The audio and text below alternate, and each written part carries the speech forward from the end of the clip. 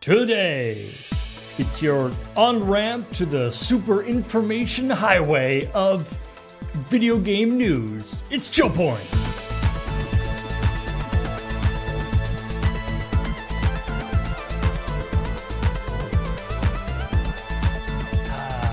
Are we on the net now? Yeah. Oh my goodness. I've never been there before. You know, you can look at a picture on the internet.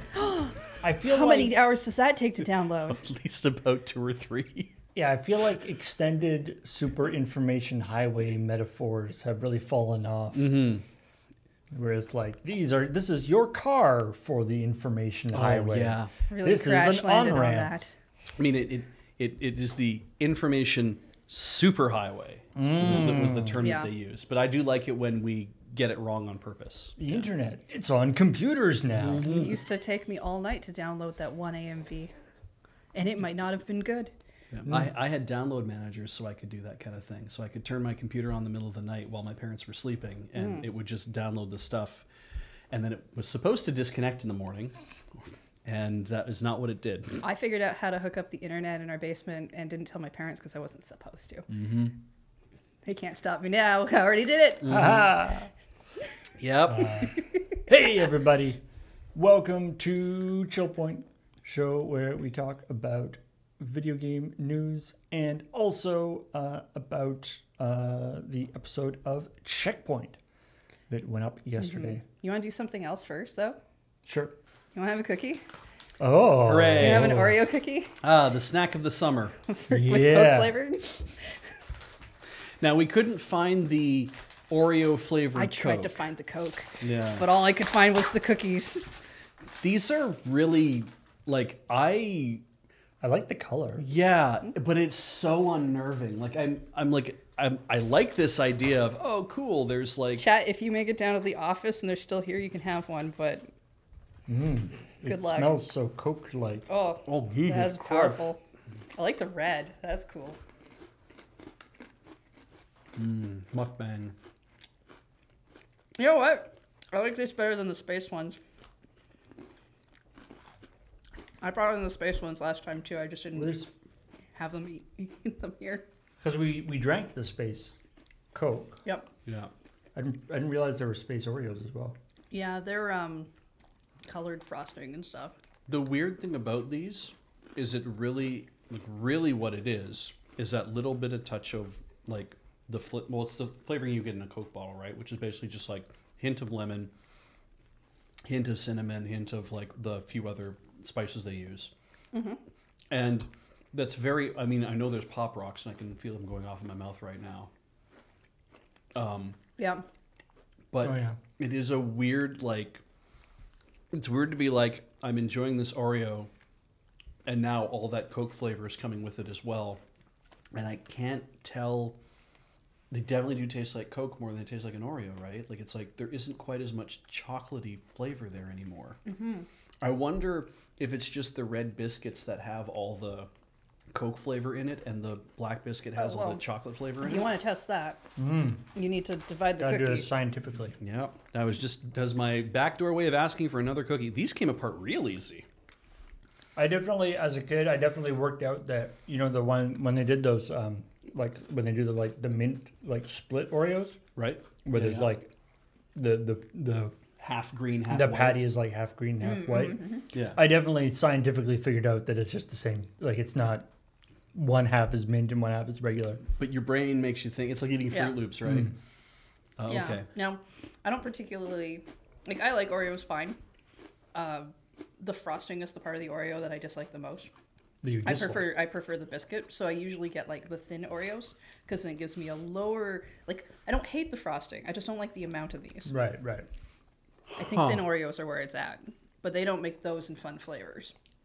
How'd it go for you? The red biscuit is literally like it's a normal ass biscuit with no great cocoa hit or anything else. It literally is just like, oh, we just colored this red. So it's all in the frosting. I think it's all in the frosting. Oh, that's good. It came off on its own. There we go. I'm gonna make my own assessment. Science. Oh, Jesus, being done yeah. right here. Oh, it's all in the frosting. Oh, wow. Yep. It's in the frosting. Oh my god. I'm eating it first because I don't like it as much. Mm. Oh, look, I can get rid of it. Oh, beach, here. Hooray. Oh, why did I take that? Oh, dear. All right. Hey, everybody. It's crunchy. Yeah, so, talk about video game news and also sometimes tasty snacks when the need arises. Mm-hmm. But let's talk about some of the stuff that came up in this week's episode of ChillPoint. Mm-hmm. Starting with Fantastic and their game Escape Place. Factory? Yes. Run from the factory? Escape Factory, yes, that's the name. Which, I'll be honest, and this is my personal bias. I was like, as soon as I saw like the screenshots and the video stuff for the Escape Factory, I was like, this looks way more interesting than fucking zombie shooter they were making before. Mm-hmm. And I think as Graham said in the post, they somebody posted this thing about, look at all these assets. Idiots. Oh, sorry, assets. Sorry. Look at these assets that they're using all these assets, and I do think that's a little bit of, I mean, yeah, like some like graphics and stuff. Some of the things that they link to as like, look at all these assets they're using are like, off the shelf like networking code, Right. and stuff like that. And it's like, I don't have any issue with that. Like that is the dream, though, isn't it? Too, that it's like the idea with like this is to be able to say, I have something that works. Like it's why people use OpenSSL. They don't write their own SSL stuff. Yeah. Like using libraries or using other people's assets. When it starts getting to like graphics and stuff, then it's like, Well, yeah, because like an asset flip generally gets a bad rap, but that's also because those games typically are made very cheaply, feel like they're made to as kind of a cash grab as well. Yeah. And if all of your assets are nothing, done that way, kind of it's hard to give your game an identity. Yeah, Yes. if there's nothing original in it, then it's not very interesting. Yeah. Anyway, so it's like that part, and they sort of defended themselves against it, against that allegation being like, "Hey, we bought all the assets." It's Sure. like, Good. nobody argued that you didn't buy the assets. That was never the problem I had with this company when I've heard things about it. But yeah, their sort of PDF and their thing about Fantastic 2.0, with the idea that they're from now on our development and marketing will be based on the principle of honesty. So The implication being that it wasn't previously, And it was knowledgeably not honest before. Yeah. Yeah. how many people looked at the their 2.0 logo and just thought of Twitch? It was a rather. I saw a couple people in the comments being like, "Wait, you guys just didn't fake up that logo?" It's like, no, that's their. We don't have to fake up logos for people. The real logo. That's not really where we put our stuff in. There's at least not in ChillPoint. The funny thing too is that the idea of like with transparency, that there are aspects of companies that are just going to not be transparent.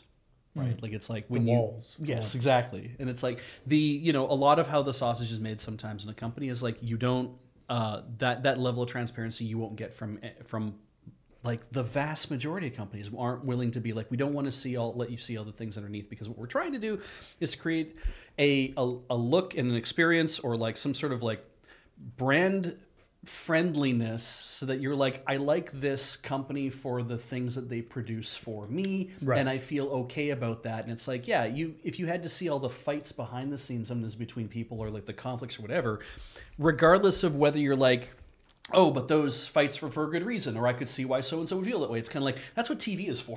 Like, watch TV to see what goes on behind the scenes of the company. It's like, but for people who are producing stuff for you, it's like, you have that crucible of creation to make something, and then the thing goes out, and you're like, and this is what there is. And we're not supposed to have to see behind the scenes about what goes on in a lot of cases. So, Yeah, I mean, no, I don't think anybody expects companies to be 100% transparent. 100% transparent. The trick is being, you want them to be transparent about the things that matter. Yeah. And to communicate, really. And communication, right? yeah. Like, that's a big thing if you're following a game and you're waiting for it to come out and then, like, nobody tells you anything for hours or days or weeks. Hollow Knight, Silk Song, I hate you. Yes. Uh-oh. Yeah, Team Cherry pivoting to world domination, and this will be their last communication. It's like, yeah. Mm-hmm. Heather's turned the corner on Team Cherry. Eh? She's got a Hollow Knight shirt on still. I mean, like, can't escape the fandom. Sometimes I just play the villain. No. It's when the love turns to... It's two sides of the same coin. But there's a lot of like... Love is not the opposite of hate. Yeah. The idea of we're going to do a rebrand exercise, I'm like, no. That ain't it, my guy. Like, it's like, that's not the thing. And just saying, we're going to put a PDF that says this time for sure, we'll be honest. It's like, there has to be more of a... We heard from people, we didn't realize at the time that this is actually a shady practice, or that, we were doing this. People seemed to be happy to help out with it. We assumed that this was okay to do because of the people who were volunteering to be a part of our previous game. It didn't occur to us at any point that, that's actually a bad thing because we're not rewarding them for their work in any way. Mm-hmm. Yeah, actually feel like we're learning lessons from this because we didn't think it'd be a bad thing. I'd be like, oh, well, then I can kind of go along with it. But it doesn't feel like that's what they're doing. Yeah, everybody working for the company is a volunteer. Some are full-time paid volunteers. Yeah. Most are not. Most are not. Yeah. That's the only reason why I remember this company. Because their first game, Dead Zombie Run Go Fast, whatever it is, I don't remember ever. But anytime someone's like, oh, this game? And it's like, yeah. Oh, they're the people who volunteered everything? Oh, them. Yeah. That's what sticks. Yeah. So, yeah. I think they maybe could have, I don't know, if maybe they had, because, they're running another Kickstarter now. Mm-hmm. Last site was at $3,000. I don't know who they got to support it, but obviously $3,000 ain't gonna be enough to do something. I honestly think it's just some people who don't pay attention as deeply as other people do. Because there's lots of casual people. Or friends and family, maybe. Well, I feel like... Oh, that's just sadder, Paul. I feel like when you get caught in the drama, too, right, that it's like you go one of two ways. And the way that I would have expected this to go would be like, we're gonna shit can the company. Like, the company is over. We're gonna maybe make a new company with a new name. We're not going to make a new video game. We're going to outsource our development services to somebody else's production to show that we can make a video game. Right, like white label for a bit. Yeah. That would be the thing I think you would do to be like, oh, we caught a lot of shit. What do we do? We'll white label content for a bit. It is interesting, the idea that they think the Fantastic name is worth keeping. Yeah. Has some value as opposed to being a net negative, which... I think is probably the case. Yeah. So anyway, we'll see what happens. I mean, I assume the Kickstarter just won't go forward and they'll go off and do something else. But yeah. I mean, I'm just more surprised we heard about them again at all. But maybe they thought, as Graham wrote this story, and as he mentioned in there. About Concord, maybe they thought that hey, maybe this is the time to maybe people might feel a little differently about a game that was, I think, out for 3 days. Not only, it wasn't just even that the game came out and then was immediately shit canned. It was that the game came out and the company declared bankruptcy and went away 3 days later.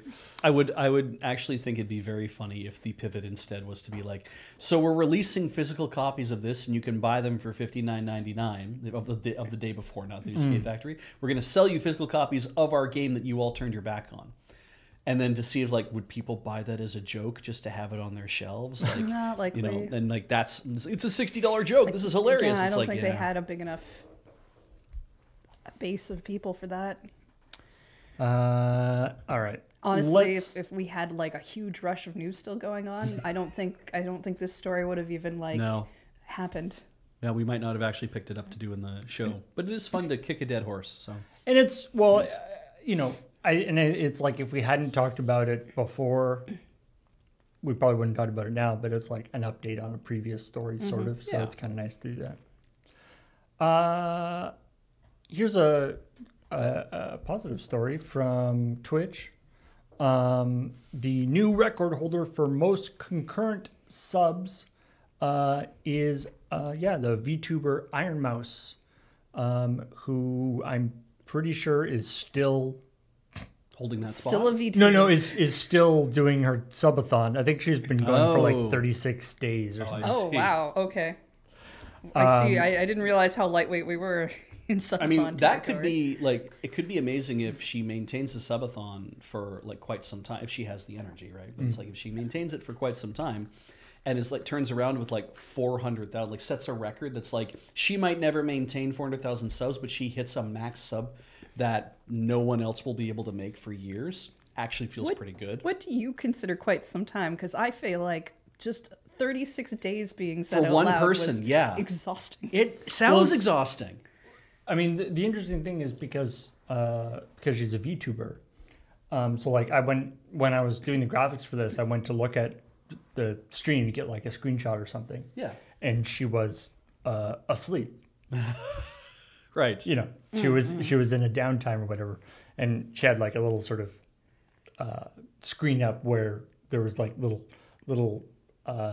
rubber duckies with like the names of subscribers, I guess, like floating around in a little. That's cute. Like, but of course, because she's a VTuber, she had her VTuber avatar was there, like sleeping in pajamas and yeah, and you know, there's always the mystery. It's like, is she still like, you know, is the way on camera is the way the avatar is moving correspond to how like when she rolls over when she's asleep, or is it just like a random motion? It's just a random motion. I would assume so as well. Yeah, that maybe she doesn't sleep in the same room that she broadcasts in, but yeah. I know, if the VTuber persona is sleeping, is the person sleeping? I mean, I'm not that familiar with. I know there's lots of different ways that VTuber rigs operate. Yeah, I don't know about VTuber rigs. I've only had I've only seen one person I follow do a subathon where they did that kind of thing, where they're solo, they stream most of the day, and then they have their sleep time. But they didn't do any on-camera stuff. So when they were sleeping, they had like a little signpost. Yeah. Picture that you know, and then I think their chat was just playing Pokemon or also I'm pretty something. Like we did comment that, you know, Twitch is going to take a piece of these subs because that's the Twitch business model. It's fine, we understand that, and it was September anyway, so it's like they're also kicking their own subs back in on top of that. Yeah. But she works for VShojo, like she's a founding member of VShojo, right? Which means that I'm pretty sure VShojo also gets a cut of her revenue as well. I don't know what that depends on contract, because some VTubers give up it's merchandising and everything else they get just fine. And they get a cut of the merchandise, but they get that would minimal. be between her and if they're and if she's a founding member, maybe she should do whatever. We don't know. Yeah, that's not something. What I did enjoy was the amount of comments of people on ChillPoint who are Iron Mouse fans. I thought that was really cute. Yeah. Well, and the people who I saw quite a few people in the comments. I mean, both being like, "Yay, Iron Mouse," but also being like, I kept waiting for like the bad part of the story to kick in. No. Yeah, and then they were really happy that it was like a positive story. I mean, to be honest, because I don't really read the script beforehand, I get to see the story usually the first time in edit. Yeah, I feel that. Yeah. The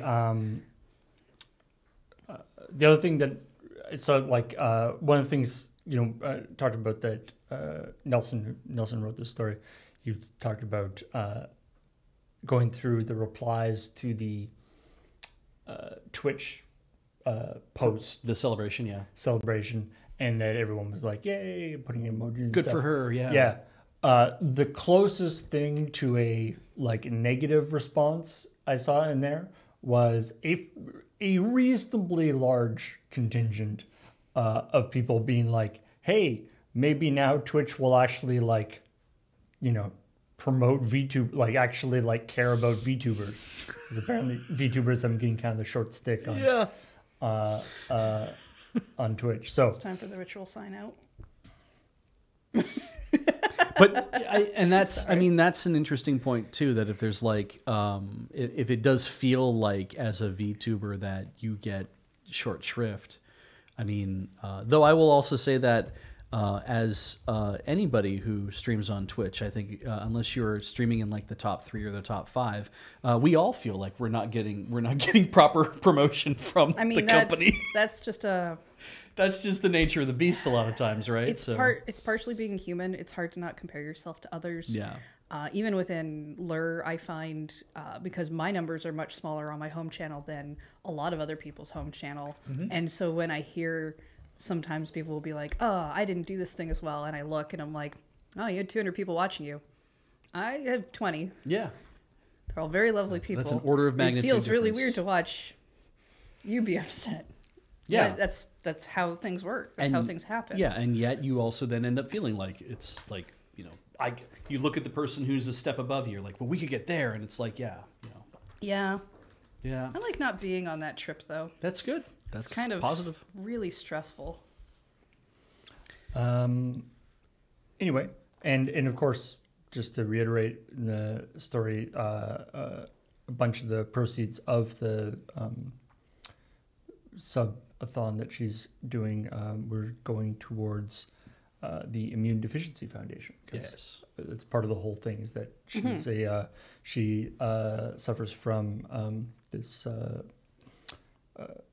what is it, the COVID. C- Common variable CVID. immunodeficiency. yeah, common variable immunodeficiency. Yeah.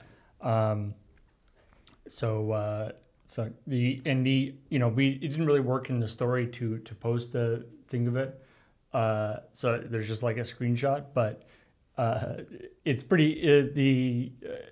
The Nelson mentioned her like opera singing, which she only does like occasionally on stream, but I found a video that was like a compilation, and it's great because it's like, when she normally is streaming, the voice she uses is a very like what I would call a stereotypical sort of anime girl voice, sort of young anime girl voice, young high High-pitched. pitched kind of voice. Yeah. and then when she switches into like operatic singing mode, it is like an entirely different, like a different accent, a different, completely different tone, everything.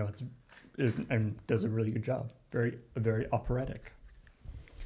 Anyway, congratulations to her, and I hope things continue to go well. Boop. What else we got going on here? Speaking of congratulations, Oh no. it's When you say that, am I supposed to clap my hands? I feel like I'm supposed to do that or PlayStation something. 5's 30th anniversary. Congratulations. Well, PlayStation brand 30th anniversary. Congratulations. Right, that's true. Yeah, the PlayStation 5 has not been out for 30 years. Don't panic. It's the 30th anniversary of the PlayStation brand, and so they put out their cool, Putty gray. yeah, their cool special edition PlayStation 5. PS5's been out for 30 years and people still can't get one. What? Yeah, people really liked the people really liked it. Thought it was a cool style.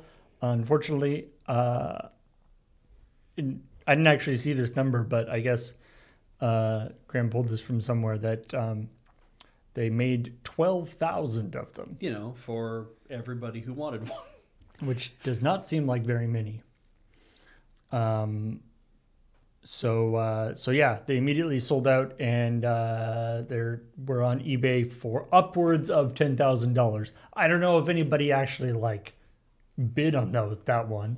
I hope but not. But they were making it available people were making I mean, them available. when I see stuff like that, I do want people to not bid on those things because I want scalpers to suffer. I mean, people did ask Kip. There's a lot of people in the comments saying, "Do I have 30 Oh Jesus! PlayStation Anniversary Yeah. editions?" There was kind of a. Of course, it wouldn't be 5 PS5 Pros with the 30th anniversary. It'd be 30 30th anniversary ones. Or some 35. people went with 35 because the combination of the 5 and the 30. Yeah, they just don't. You don't understand. That's not how it works. And then How does it work? it's very complicated. There's a lot of math. Yeah, You got getting all your clones involved in PlayStation order. 5. I mean, I five, assume and then- you do want 30 of them, one for each clone. Right. Yeah. Exactly. They have to each buy their own though. Well, yeah, I assume they all have their own separate bank accounts. You don't, Yeah. Yeah. because there's just that one. Am I paying 30 versions of you? You might want to check your books. I might have to look that up. Yeah. We might know why where Yeah. all the money goes now.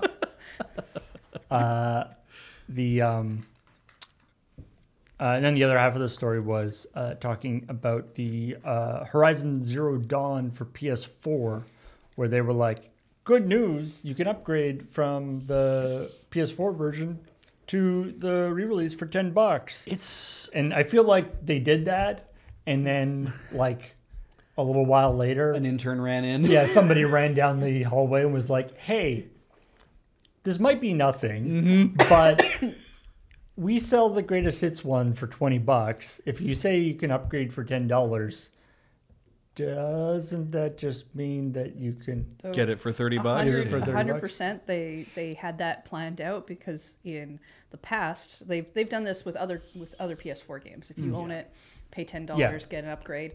And I've seen so many posts that are like, "Hey, if you haven't bought the game before, go buy the PS4 version and then upgrade for $10." And usually, though, what you're saving is like maybe $5 or $10 in those instances. So there's no way they weren't already aware that that was going to be the immediate reaction. Yeah. I feel like, yeah, it seems like it wouldn't be that tough for them to do like put a date on it, right? Like if you bought it before this date, Yeah. you could do the upgrade. Otherwise, you can't. But anyway, Yeah. Not sure how you reconcile that in the store. Like, I guess obviously the store has to then be aware of your purchases or you have it on PS4 disc. But does that mean if you borrow the disc from a friend, you can do it? I don't know. If you borrow the disc from a friend, I believe even if you do the upgrade, you still have to use the disc to show that you own it. Right. All right. Because that's how physical media works. Even though That's fair. on a PlayStation, when you put a disc in, it has to download everything off the disc. Yeah. So it uses weird. it as a shiny plastic dongle. yeah, It's like, it makes sense they'd have to do that. It does feel like it sucks a bit, but it makes sense they'd have to do that. I appreciate, I do appreciate the $10 upgrade thing. I remember, I think that was like from when the PS5 first came out, they were doing that. Like they were doing like Spider-Man. Spider-Man was one I remember, Spider-Man, and they were doing like HD upgrades. There were a for couple $10. other ones, but I think Spider-Man was the big one. I think Final Fantasy, because didn't Right. Rebirth come out on PS4? But it's always like, yeah, it is Yeah, always. it did, because then Intergrad, or whatever came out on PS5. When you have those different sort of tiers, it always gets a little bit complicated. Interbirth. Yeah, I mean, it's not going to matter if you wait long enough. That price point's going to drop anyway. Right. Once the re-release goes down to $30, they can drop everything back Yeah. down. Yeah. Yeah. Yeah. Anyway, Did they the 30th anniversary stuff? That was like consoles and controllers. They didn't do anything like fun and affordable and easy to get, like stickers or something, right? Can I just have like a sticker? I mean, they'll sell you a PlayStation logo sticker No, somewhere. I don't want the logo. I want like maybe a sticker of the controller I can't buy. Like I don't life know. size too.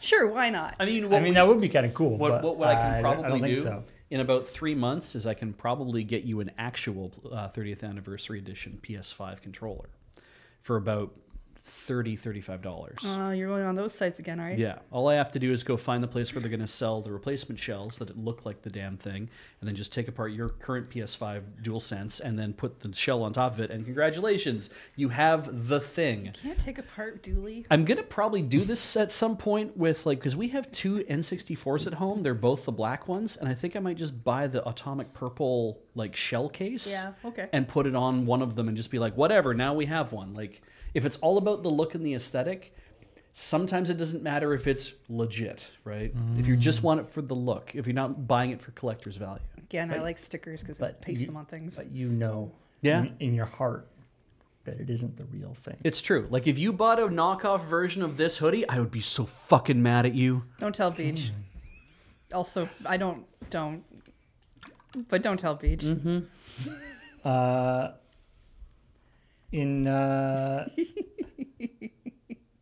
Oh, the other thing is the last little line there.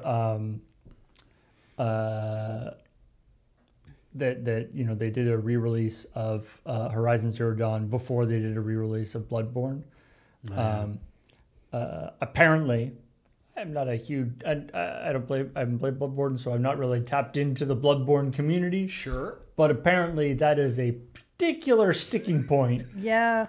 In that Bloodborne is such a popular game, such a successful game, Such a touchstone of our time. and it hasn't had hasn't had a remake when all these other games have.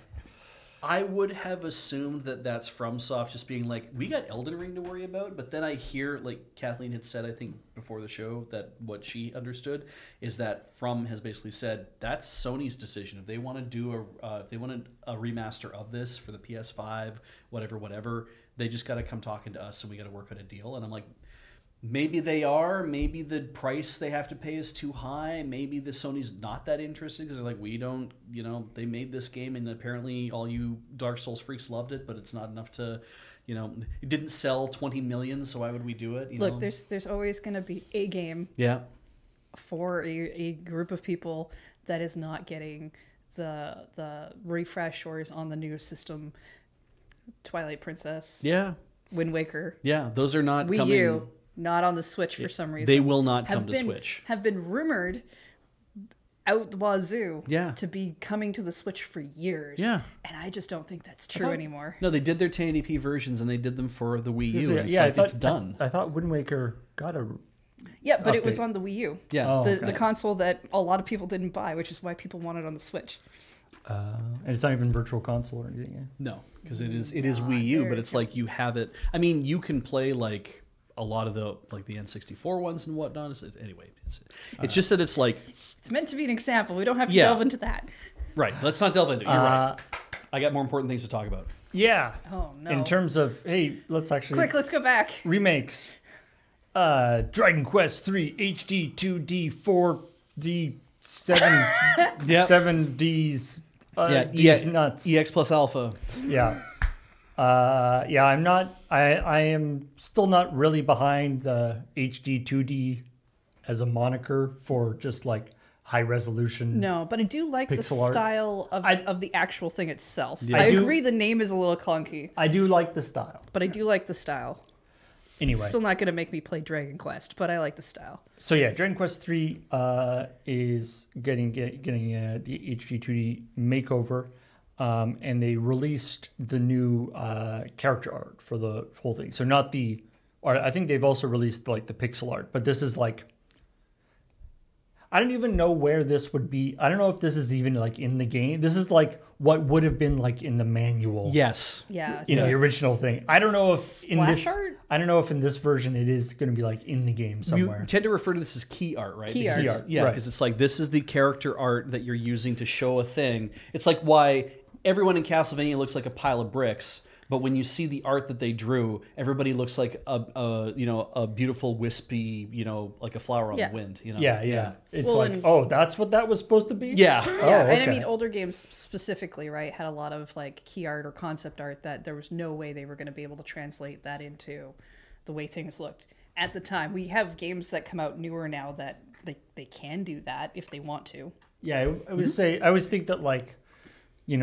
the video games really came into their own once graphics and technology had moved to the point where the thing on the cover of the box could actually be in the game. Yeah, which is, I'm glad we didn't start there, because Mega Man just would have been a guy running around holding a gun, apparently. I mean, I know that cover art was done after the fact. It was like, it had no idea, but anyway. So the character models that were shown off, I looked at the artwork for. I don't really have a horse in this race because, again, I don't really care about Dragon Quest. I think the artwork looks fine on either one. The only thing I have to say is, because the difference in the newer art, other than the fact that the colors seem more vibrant, which I really liked, she gets a pair of shorts and she gets like a halter thing underneath the boob armor. To be fair, there's about 15 job classes or whatever, right? Sure. And there's like male and female versions of each. This is class. the warrior art. This is only one of them. Okay, so a few art, others have been changed as well, but the warrior. This is the warrior. Looking art. at that, the only thing I could care about was the idea of, I don't know why you wouldn't want to wear shorts or something under your weird metallic ceramic thing. Some sort of protection is probably comfortable. Well, you move. As a person, you move, and there's going to be so much chafing, and metal chafing on skin. I mean, it's just uncomfortable. The guy, has more coverage, but he doesn't have stuff underneath. He should have stuff underneath his things too. It's not comfortable. Yeah, I definitely, and I think people in the comments sort of had the same thing, being like, this is one of those situations where you're like, you have to put like a lot of caveats or whatever. You have to be like, it's that, people I don't like have the same opinion, right? It's like, I also don't like this, but not for the reason you don't like it. Yes, exactly. Okay, there's one other sticking point I have. She's got like these leg bands, these metal leg bands that were near her knees in the old one. Yeah, but they've come up. But they're garters. They're near the guard thing, and because of the way the big piece of metal is kind of overlapping them, my brain really wants to say that those are attached to the thing in order to keep it in place. Yeah, me too. And that seems like a weird way to try to walk. Because you would be like, you'd walk like they do in the thing, which is one tile at a time. It's very slow. So maybe that makes sense then. I don't know. Yeah. Anyway, to me, it looks like you have that you hear about situations sometimes for like conventions or something where the people they bring in a model or a promotional person for a convention, and they're like, and this is the outfit you're wearing, and they're like, no, I'm not. Yeah. That was not part of the deal. And so this is like a compromise. She's like, I'll wear the armor, but I'm gonna wear something underneath. Yeah, because that is not cool. I'm getting some boy shorts and a sports bra, and they'll match, and they'll look like they're part of the thing. No, 100%. If you wear a skirt, wearing bike shorts or something underneath, so good to prevent chafing. But also, if your skirt doesn't have pockets, those typically do. Oh yeah, so you have hidden pockets. Yeah. And and she doesn't look like she's got a bag. I mean, yeah, I don't think anybody does though. So they really should consider like a hip bag of some sort. I guess where else, it doesn't where affect else the fact do you that put your potions. Doesn't affect the fact that they probably have a giant inventory. So there are like, there's a lot of, I cracked open so many cans of worms on this one. But I led off by saying this is a fraud issue, because it really is. Like it's really, it's very complicated to come at. I was even like, well, okay, you're drawing this for a male gaze. But when you say that, it's like we understand what that's supposed to mean. But also the fact that it's like, well, sexualizing something doesn't just mean that only men will enjoy it, right? There are women who would enjoy it as well. But if I start talking about that, then I'm like, well, what does it actually mean? Am I saying that, that means that it is perfectly okay to, and like, no, it isn't, because it dilutes what you're trying to say. It does, right? And you kind of get tossed back and forth. And then there's the idea of, if as like older people who aren't terribly media savvy, or, an older developer who's like, I worked very hard on this like multi-million-dollar hit, whatever. Why are you telling me I'm wrong? That is an attitude that does happen, right? And so, and somebody pointed out in the comments, so there was also this thing that a couple people mentioned, and that there's been more information come out that sort of big quote from the Torishima. Yeah, from the editor, the former editor-in-chief of Shonen Jump. This all happened at Tokyo Game Show, by the way. Yeah. That was one, slightly mistranslated, and two, possibly taken out of context. On the flip side of that, the difference in translation to me didn't feel like it made that much difference in the context of what he was talking about. It was sort of changing it was changing the Puritan to religious to Puritan, or Puritan to religious. He never said the word. They never translated the word into Puritan. They translated the word into religious. Also, I watched the whole clip of the interview with the subtitles below it. So it's like, if it was taken out of context, I'd be surprised like what context it existed in, because I saw the lead in and I saw what came after it too. So I don't. Although I will say the thing that I like the most about that thing, that quote, what I think is the best part of that quote is where he ends up saying, doing business with such a ridiculous country is really frustrating. Yeah, it's just, like calling America like Puritan and sort of sexually repressed or whatever, or violent. Yeah. Whatever. Like, there are a lot. Those words get tossed around all the time. Everybody calls America that. Nobody cares. Yeah. But there's something about calling it ridiculous. Like, you're just a ridiculous country, and I find it very frustrating to deal with you. It's so like demeaning. Yeah. That I feel like that probably hurts a lot more. I don't know who he's hurting, but if you were somebody who really cared about Japan's perception of America, I feel like that would hurt you a lot more. I don't know. So ridiculous isn't a word I would have expected them to use, but also a lot of other nations around the world are also very ridiculous, including our own. Oh yeah. Oh, definitely. Every nation is ridiculous. Yeah. In some way or another. It's that particular, like, it's ridiculous when seen sort of from the outside. Exactly. And that was another thing that I thought would be.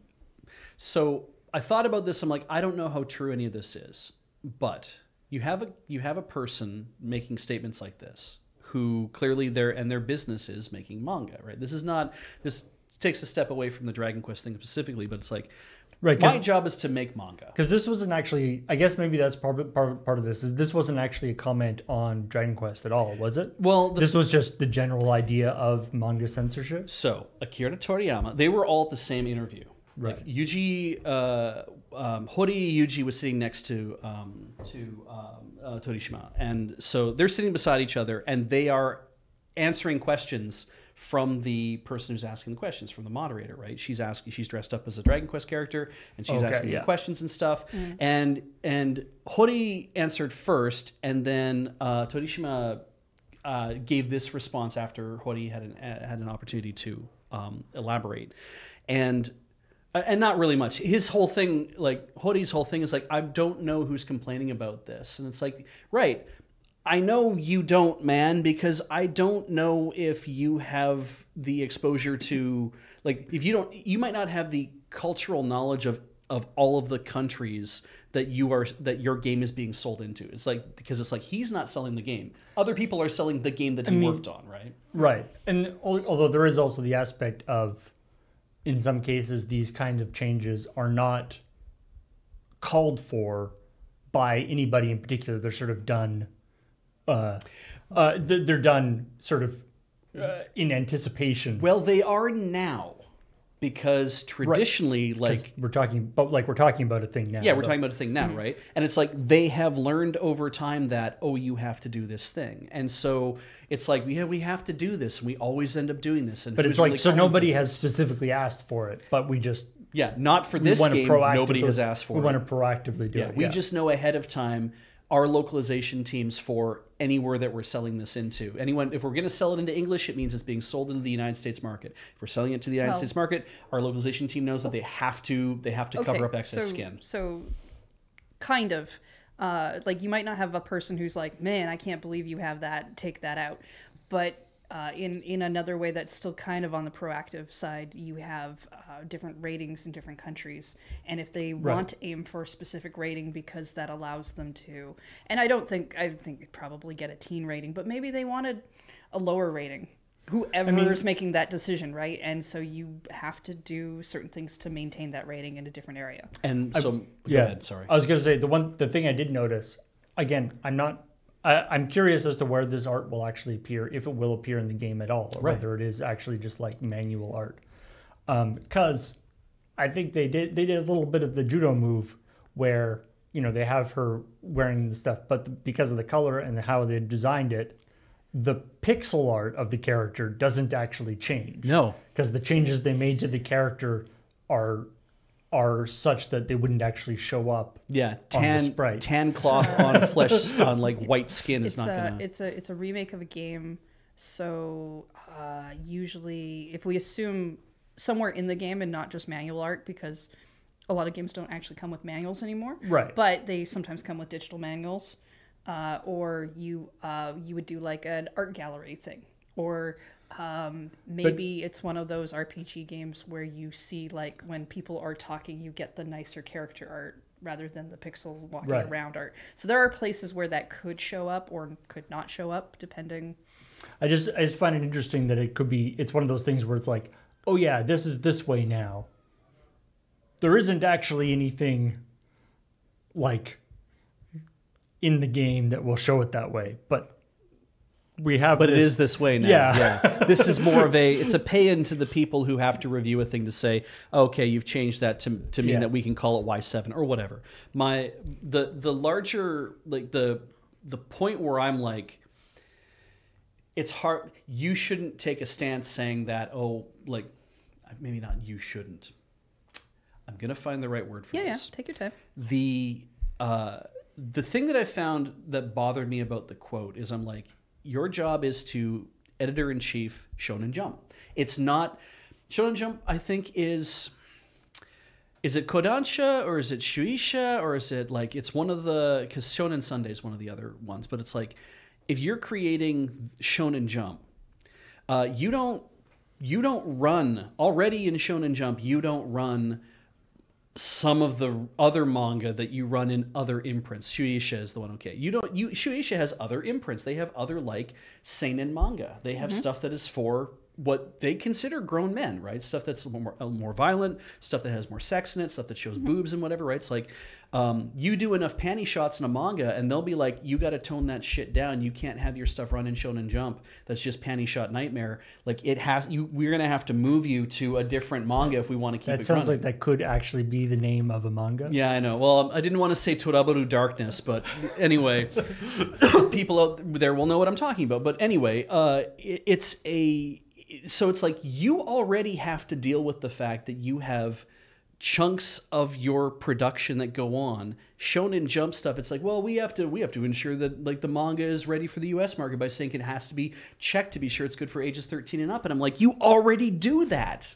For home, you already have to say that this is the market we sell into. We know who we're selling to, so we have to do this. Now, if you as an editor-in-chief are like, but I also see myself as an auteur myself. I also want to create like wonderful art and spread it around and do all these things. It's like, dude, I understand that too. That you want to be able to put whatever you want in your manga collection to sell to everybody. And it should not matter about the ages. It should not matter about, it should just be like, if it's a good manga, who cares how many titties it has in it? It's like, okay, like I get that too.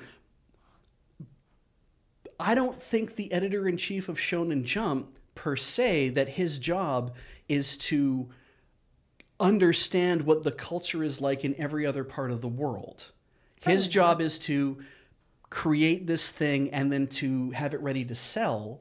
And then there is a department of his company that's like, cool, we're going to take what you have put together and then we will be involved with making sure it sells in other places. Yeah, I mean, that would probably fall under localization or something. But what that made me think was I'm like, as somebody as a white guy living in Canada who has had the white guy living in Canada experience, and also is really into Japanese culture and into manga and anime and stuff, do I actually have a better idea of what goes on in both his country and my country? No. And like, I don't know. No, 100% you don't. Like you don't live there, so you don't know the laws and stuff. Like, you might know of some of those laws, you might know some of those things, but I guarantee I mean, cultures and customs. I mean, still I probably think, not. I think what all he's really saying here is just that it's that frustrating thing, which, I mean, we've encountered even with Loading Ready Run stuff, that of different cultures having different different sort of cultural practices or whatever. I mean, even different when things. And so he puts out a thing being like, this is great for teenagers, and then having when you're, especially when you're producing a magazine that's sort of a international thing, it's like we have to conform to the lowest common level, right? Which I could see for an editor would be very frustrating. It would be very frustrating. Which is, I think that's sort of all he's saying here. But I don't think that he has to change Shonen Jump Japan to suit Shonen Jump being sold across in the United personally, States. Probably not. No, but he might. He's going to be aware of the fact that it's like, we we can't publish that manga because it is not safe for 13-year-olds over in North America. They have determined it is not, so we cannot put it in Shonen Jump America. Yeah. And that might be like, that sucks because why are we doing this? And frankly, yeah, I understand that. I think it sucks too that we have to have this, that this exists. It would be great if it was more like people were all people everywhere and you didn't have to worry too much about these things. But I'm like, you also have your own weird Puritan rules that you have to adhere to, where it's like, you can't publish even in 18 plus videos of pornography and stuff. You cannot show anything that unless you unless you blur it out. And I'm like, and yet in the West, where we are weird and Puritan, it's uncensored all the time, baby. Like, there were some comments that showed up, and I know you know this, but I'm gonna say it, where they talked about some of those rules are based on some stuff that happened in World War II, where the West pushed certain things in, and that's true. But in the after show of what you were talking about, where it's like, oh, rules are different in Tokyo, had to do with something very different, which was some laws that got changed several years ago about just that Tokyo surrounding area. And while things influence other things and stuff, it's all related, and yet it's still kind of separate. Yeah, and I think you naturally see whatever you see your own culture as being sort of normal, right? And then when you see somebody else being, you see whatever they do in some other country being like, oh, that's weird. So that's anyway. Localization, I think, is an issue that's never going to actually get like to a point where we're like, we all feel resolved and can all hold hands and feel good about it. It's always going to be. That's always going to be a fight. Yeah. For some people, it's going to be the be all end all of a thing that is terrible because they don't get the thing the way it is, exactly the way they think it should be. For others, they won't care. I mean, I've been playing the Persona 5 Royal, and I do not understand the Japanese school system. Sometimes they're going to school 6 days a week. Sometimes it's 7 days a week. Sometimes they take big breaks. They seem to have exams at really weird times. They start their school year in April. Sometimes they go to Hawaii for no reason. And then when they take summer off, it's not like here where we're like, oh, summer's off and now we start the next grade. That's not how they do it. Yeah. So they have summer vacation homework and stuff. And makes no sense. But they also don't have 2 months off. Like 6 days a week usually still. Well, some of them do. I think might have changed. I think it by largely now. depends on the school because it's like you go 5.5 days kind of idea, or if you have club stuff, it's like you go to school on Saturday because of all your club stuff as well. But sometimes there are classes depending on the school, and it's like In the context of the game, you're like, oh, cool, I get to do. Oh, okay. I guess I don't get to do something today. Yeah, cool. Anyway, I mean, I'm sure it's just as confusing if we have somebody from outside of Canada come in and realize that every single one of our months seems to have a long weekend in it. Yeah. But I do know for sure that the cultural festival isn't immediately followed by a midterm and then immediately followed by the sports festival. No matter how many manga do that, I know that is not what happens in real life. Every time we watch anime and they do the high school cultural festival thing where everyone just seems to take off like anywhere between 3 days to the whole week just to do that, I get so mad because I wish we did that kind of crap at school. Yeah. That looks like fun. That's just me. Yeah, I feel like every once in a while That would have been like a lot of fun. Anyway, let's move on to the coming up that Deadlock has added a thing where which I love that. So this was like in a because Deadlock not officially out yet, right? It's still in sort of beta, early access. I don't know if it's Open even beta now. I don't know if it's even considered early access, but whatever it's in, only certain people are playing it. And so it was just like, nestled into the patch notes for the latest thing.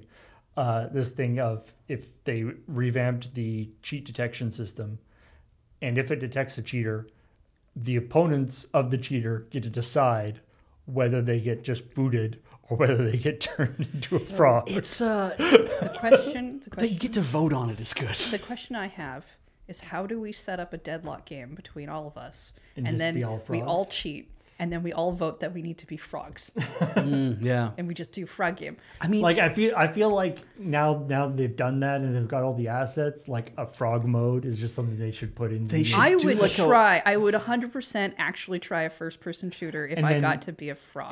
But then what they do is they have like each Frogs. character in the game.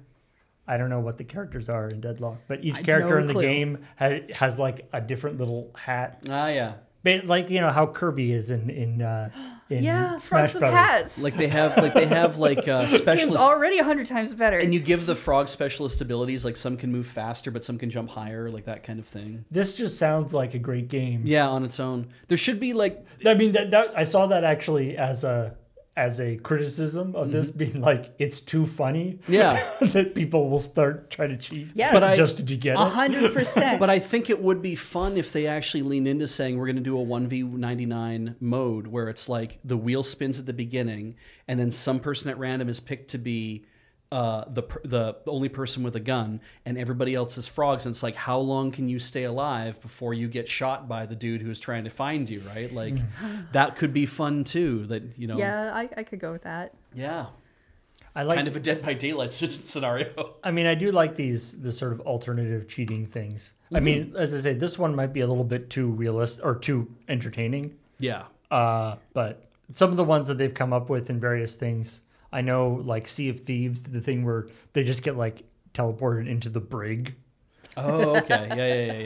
Yeah. Or I think Final Fantasy 11 did that too. You got like sent to a special server that was just like Cheater Central. there was just like a dungeon, and you just got like you just like when you logged into the game, you spawned into like a stone cell. Oh and my you couldn't go God. anywhere. Wow. Yeah, see, I don't want to do that, but I want to become a frog. Excuse me. Sorry. Oh, I want to play the game with everyone else being frogs too. prop hunt but frogs. Oh, that like what if it's there's like the whole level is like a swamp and there are tons of frogs around, and so you're a frog and you have to like pretend to be a frog with the Can other you frogs. tell who the frogs are? Can you tell who the people are as Who are frogs? the fake frogs? Well, then we definitely can't have hats. Yeah. yeah. And then the other people have to go around kissing frogs until they find the one that turns back into a person. No one's allowed to smooch me while I'm a frog. I'm busy being a frog. How dare? Anyway. What else we got going on here? A couple stories that didn't make it into the episode. Pal World, aka the Pocket Pairs. Pokemon thing. Pump. Oh. Despite being It's currently just being Pal World. sued by Nintendo, we talked about that last week, have announced a deal with Krafton, the makers of PUBG, or the current developers of PUBG, to make a mobile Pal World that's going to be coming out on mobile devices. They've said it'll be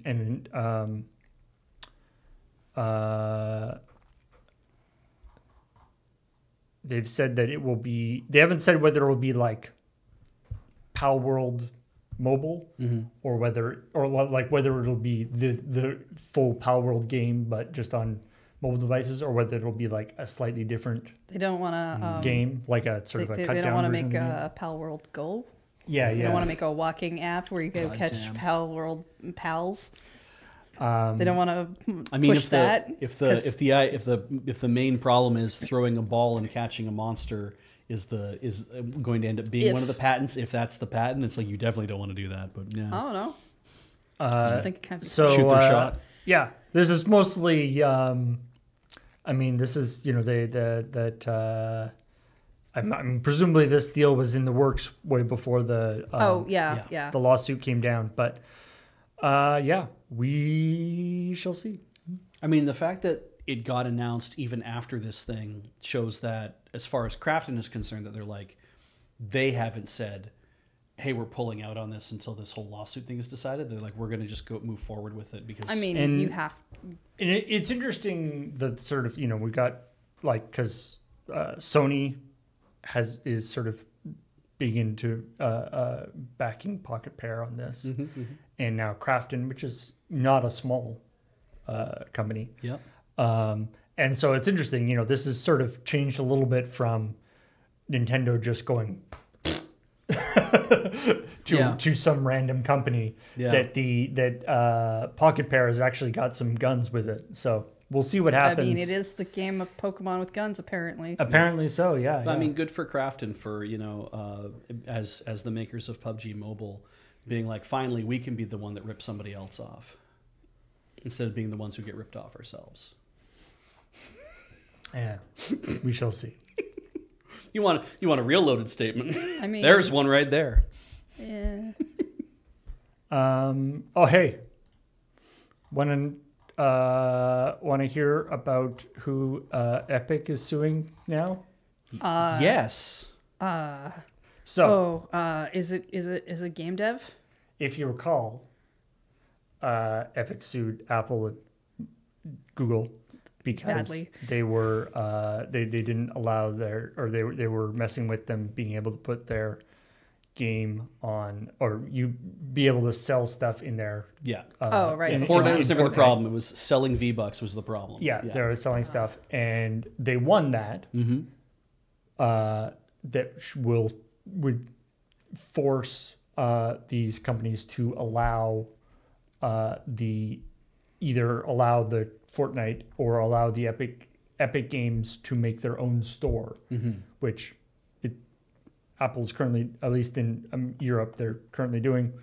I don't know what the whole deal is with it right now. But anyway, the deal is that now Epic has a mobile store on Android where you can not only buy Fortnite and other stuff, but they can also do this. They can sell all the in-game purchases they want, all this stuff. So they're like, "Yay, we won!" Except the most popular, or one of the most popular Android handset manufacturers is Samsung. And Samsung has kind of done an end run around this in the sense that there's a system in Samsung's version of Android, right? Because Android is not just Android. Everyone everywhere. customizes it. Right. Yeah. Samsung has this thing called Auto Blocker, which they've had for a while, which is basically, it's a thing that basically blocks unknown content from being installed onto the device. Yeah, that doesn't seem abnormal for onto Galaxy a smartphones. thing to do. So it stops you from downloading unauthorized app from third-party sources. And then recently they've switched that to being default on, whereas previously it was default off. Oh, okay. The problem, as Epic sees it, is that there's only two app stores that are considered authorized sources by Samsung: the Samsung Galaxy Store and the Google Play Store. Okay. And Samsung doesn't have any, doesn't appear to have any way to allow other things to be. There's no process that other things can be authorized to be safe. Oh, I unquote, see. safe. Okay. Yeah. Okay. And so Epic alleges that this is now once again effectively locking them out of the thing. Even this is a setting that can be turned off with a one button. It's just like in the settings, but it's default on. I mean, wouldn't you just download Epic's thing from the Google Play Store then? But they want you to use the Epic Store. But don't you download that through the Google Play Store? I don't. Well, you download the Epic Store from the Google, I guess. I don't know. You download the Epic Store and then you buy things from Epic through the Epic Store. But Samsung is saying that they will not allow you to have that on the phone because it means that if you had, so you might be able to get the Epic Store on your phone, but you wouldn't be able to buy and download and install things through that store because the APIs wouldn't work properly. Right. Okay. Okay. Yeah. Maybe that's the idea. That would make sense. Maybe, yeah, I don't know quite where the cutoff is. Yeah. But whatever the case, it makes it so that you can't get stuff from the Epic Games Store on Samsung devices without turning off this feature. Yeah, I see. You can download their app, but then you can't download anything from their app because it's not authorized in a. Yeah. Oh, this is like that. Mac OS's gatekeeper type thing then, where it's like only from the App Store, only from trusted developers, or everything. And Windows basically has a thing like that too. Yeah. So you could turn this setting off, and then you'd be fine. It's easier to turn off, but it's default on. It was previously default off. It is now default on. So now they're angry about this, and which makes Epic. sense. So now Epic's suing them, saying that You have to make your handset less safe. you have to do it. The fun thing, somebody in the comments mentioned that in an interview, there's a great thing in a roundtable interview with journalists. Sweeney admits that he doesn't actually have proof that Google and Samsung collude, because his idea is that Google and Samsung colluded on this. So I need to because those are the only two stores that are allowed. and I need to start a fight. So you let me look at all your documents so I can prove that it's there. Yeah. I see. Okay. In a roundtable interview with journalists, Sweeney admits that he doesn't yet have proof that Google and Samsung colluded. He is hoping that will come out in the discovery process, like so many embarrassing things did in the Epic versus Google.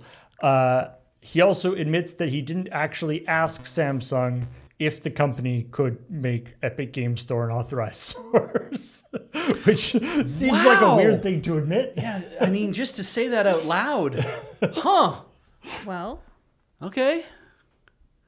I mean, okay, on one hand, if there is no way for you to get yourself authorized so that you can do that, that is a bit of a problem now that has changed. But the collusion stuff is that's a little... Mm-hmm. I mean, I don't doubt that Samsung and Google are, talking to each other about stuff, but... Look, the thing is that when you have a lot of money, you need to do everything you can to make sure that nobody else has any money. So you need to make sure that all the money is your money, and then that way it's your money. The old... And I'm not saying that that's what Epic is saying, and I'm not saying that's what Apple is saying, and I'm definitely not saying that's what Google or Samsung are saying, but I think they're all saying it. I mean, despite however you land on the Epic versus Apple fight, Epic went looking for a fight. Mm-hmm. Oh, yeah. Yep. So hard. That's just the reason I didn't care if they won or not. Let them all drain into their own wallets. Go for it. But Was it Mr. Show? I just love the big Global Chem is the big company. Which the slogan being, "We own everything, so you don't have to." Mm-hmm. Absolutely. All right, what else we got going on here? Ryujinx, the Switch emulator, seems to have gone the way of the other Switch emulator that I forget the name of. Yuzu and Suyu. And how surprising! Yuzu was the first one, Suyu was the fork, and Ryujinx is the other fork. And there might be another dozen They forks. thought this one would be, I believe this one was thought to be safer because they didn't distribute the ROMs, or it didn't have it had something else going. I can't remember. I don't know. It's just like, could you just whatever it's its own thing? It's not a fork. Whatever new thing is going to come out eventually, maybe hold off on trying to emulate the Switch until the Switch is done selling. It's not being sold. The slightly interesting weirdness in this is that technically they haven't been sued by Nintendo. They haven't been served with a DMCA notice. The information that we have, at least at the time of this article, is he was contacted by Nintendo and offered an agreement to stop working on the project, remove the organization and all related assets he's in control of. Whoo! So people think that this might have been an actual buyout thing or something. Okay. Yeah. The old was it Virtual Console? Or not virtual PlayStation Bleem. Do you mean or no, VCS. Kinectix VCS. I think I know what you're talking about. Yeah. Where Sony went back and forth they sued them about 4 times. Right. Sued, lost, appealed, lost, appeal. Went back and forth, and they were just like, fuck it, we'll just buy them. Yeah. And just be done with it. Yeah. It's cheaper than having multiple lawsuits. This is so the stance I take on emulation is I think that it's important to have it because clearly game companies don't do a great job of keeping their own history in a way that is something that everybody can actually access, right? The Nintendo Museum being proof of the fact that it's we are happy to show off the things that we want to show you. It will be the way we want to present it, and it's but you could let everyone have an opportunity to present how they take your history as well, potentially. Sure. But at the same time, I'm I think emulation, when people talk about preservation and everything, it's that's because we're talking about stuff that is getting forgotten, stuff that's you don't preserving something that is currently a going concern feels like you're taking it a step too far. I'm basically making a program to emulate stuff that is already something you can already run this on a Switch because you can buy a Switch and you can buy the game and you can play it. And I'm making an emulator so you can not buy the game and still play it. And that's the thing where I'm I have a harder time supporting any of that. I'm it would be different if the new Switch successor was out and the old Switch stops being sold, and then that kind of thing. I'm I have an easier time feeling better about you making an emulator then. That's my stance on it. Yeah, no, I know. It's just I don't want people to stop making these things. Capitalism makes things so much harder. Yes. In so many ways because there's all this money stuff tied up into it. So there's these ideas of okay, well, just because they don't sell a product doesn't mean that they're obligated to, or that it is a thing that they have to get out there. I agree. I think it would be great if we could all play whatever video game all the time, whenever, especially an older one that's not on the market, because stuff's hard to get after a while. Prices skyrocket for really no good reason, but it's so annoying when you have it all tangled up in all this other bullshit. Yeah. So anyway, I'm sure the various versions of it are still available somewhere. I do want to address that though, because Socratic Method mentions, the best time to develop emulator is when the device is commonly available because it's easier access to inspect and test it. Yes, I agree with that. But you can develop an emulator with a group of people, and you can all say this is it's a private development. It's not for widespread whatever. We are working on trying to emulate this thing. And then we will release it publicly when it is a good time to release it publicly. You could do it that way. You could work on it privately and never let anybody know you're doing it. There might even be somebody working on a Switch emulator right now that they're not telling anybody about. And then when the Switch is off sales for 2 or 3 years, they'll be okay, so we made this. We've been working on this since this time. And like you have to have like you'd have to have nerves of steel to be able to like see that project through. But I feel like that is that's the kind of academic project that people be like, that is a good emulator. See, it respects the IP of the whatever, but at the same time it also lets us do that. Like those, you could make those arguments a lot easier to people to say like, this is a place where it's like, we understand there's going to be a push and pull of this, and so having an emulator is legal, but also so again, part of how I feel about it. My own personal idea. Very quick story. Good old Dr. Disrespect. Oh no. Good old Dr. Disrespect. He's in a hole somewhere, right? So he's, he far away. He came back to streaming a couple weeks ago. His triumphant return, blah blah blah.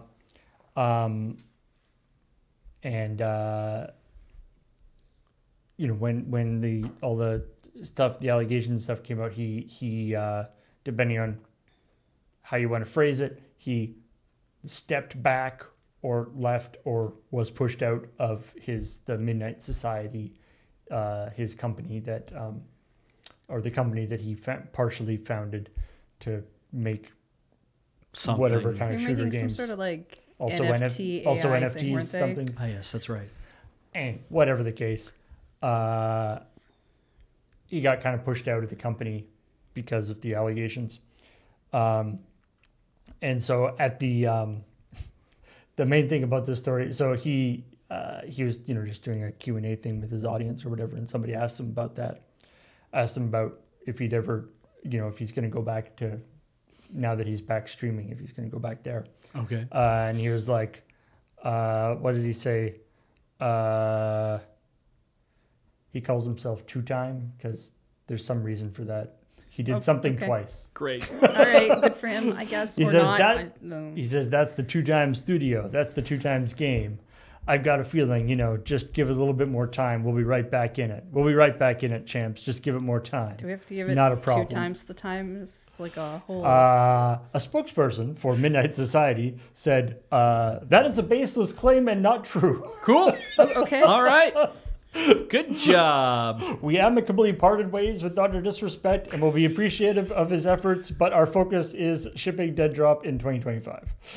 All right. So, all right. Cool. I'm Sure, he's got some jujitsu line underneath where he's going to and they're going to give it all back to me and it's going to be great and they're going to pay me to take it from them. It's like, sure, whatever. Yeah, whatever, dude. I don't care about you and I also don't care about the company. And so largely it's None of just us. heartwarming. 2 people you don't give a shit about are fighting. So yay. How long do you play Fortnite per day? Oh, it's got to be at least 6 hours. 0. Yeah. Do you did it play that one time. Fortnite more than your mom thinks you should? Or your dad? Yes. Yeah, absolutely. Yeah. My mom hates that I play Fortnite. Still at 0. I'll call my mom hours and I'll a be day, playing but Fortnite. Still at 0 hours a day, but I still play it more than my parents think I should. Yeah, I call my mom in Fortnite. I use the Fortnite I use Fort Face to call my mother so that we can play Fortnite together. That's definitely a thing. Mm-hmm. Yeah. Face fart. Epic Games has released new parental control features. Okay. So now my mom can tell you to stop playing the game. Has both limits so that your parents can put in limits on how long they can play Fortnite. Okay. And also thing that just gives reports back to them saying how long they've been playing. You can set like the window of times that they can play. You can kids can apparently request more play time. You can give them bonus guns. That's not true at all. You can. That would be pretty cool. You can yell at the other kids in the game for not being nice to your child. In this scenario where your mom plays Fortnite with you, she can limit your time, and if you're doing well, she can stop you. She can always make me drop at Tomato Town. Sure, I don't know what that is. I don't know what that is either. It's like you can play, but you have to be a frog. Yeah, exactly. You can play, but it is only the MLK experience. You can only play that 8 hours a day. Anyway, so this is so this is not like an Epic wide thing. Like Steam has like a Steam Families thing that has some restriction stuff. But this is a specific to Fortnite.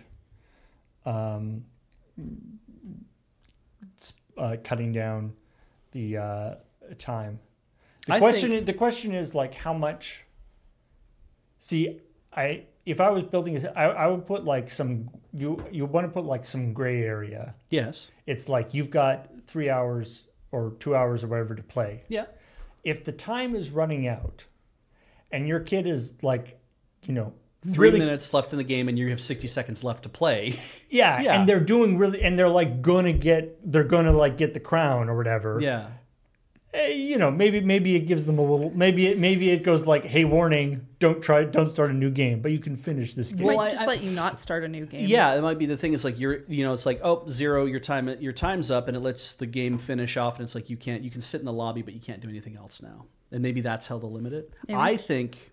Well, that'd be an interesting strategy to like if you're an adult, join up into games at times when children have to go to bed. That the children might get like kicked out halfway through the game. Yeah.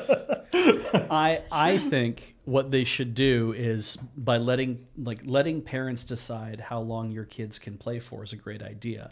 But you're always going to have that thing of like, but Billy's, nobody calls their kid Billy anymore. Creighton's mom lets him play 3 hours and you're only going to let me play 2.5 hours. And that's not fair because Creighton makes fun of me in the playground. It's like, okay, cool. So what should happen is that the parents should all say, this is how much time I'm allowing my kids to play. And then what should happen is that all of the parents' choices should be for all the kids. And not like a 10 kids or 100 kids. I mean, for the 500,000 children who are playing this, they should all be limited to whatever the lowest playtime is. It's like a group policy. Yes. That's what should happen. It would be funny as hell. Yeah.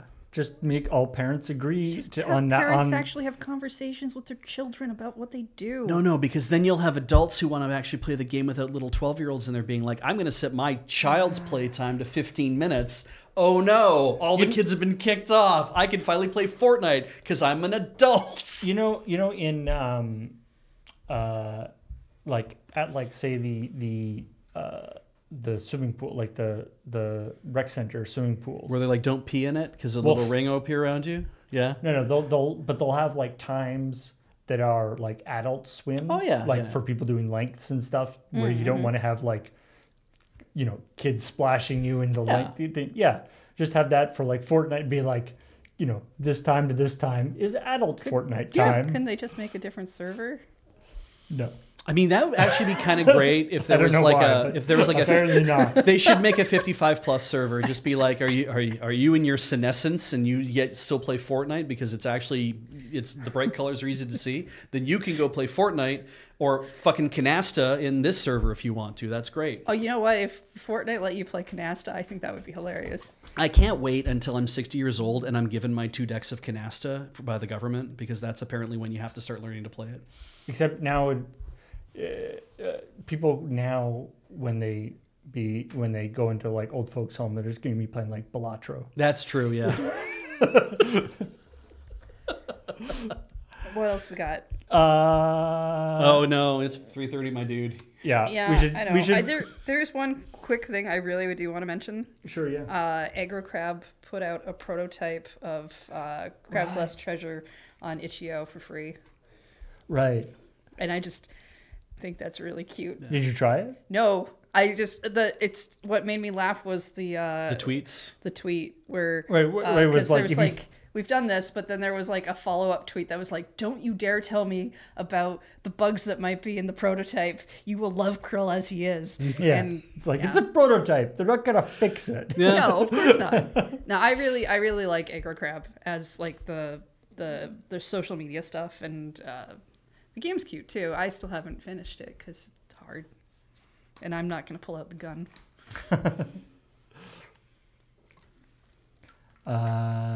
Anyway.